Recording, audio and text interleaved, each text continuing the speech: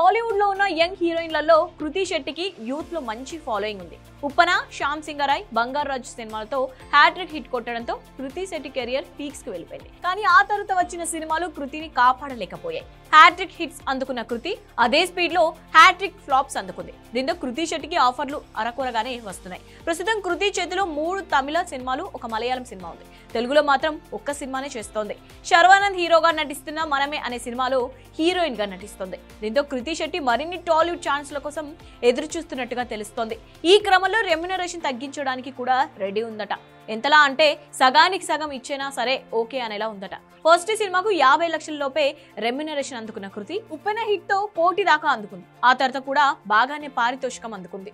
కానీ ఇప్పుడు రెమ్యునరేషన్ అనేది ఏముందిలే, మంచి ఛాన్స్ ఇస్తే చాలనే ఆలోచనలో ఉందట. అంతేకాదు గ్లామర్ ట్రీట్ ఇవ్వడానికి కూడా సై అంటుందట. అయితే కృతికి ఆఫర్లు రావాలంటే అది శర్వానంద్ మనమే సినిమాపై ఆధారపడి ఉంటుంది. అది హిట్ అయితే టాలీవుడ్ లో మరిన్ని అవకాశాలు రావడం పక్కా. మరి పారితోషికం తగ్గించుకున్న కృతికి ఇప్పటికైనా ఛాన్సులు వస్తాయేమో చూడాలి మరి.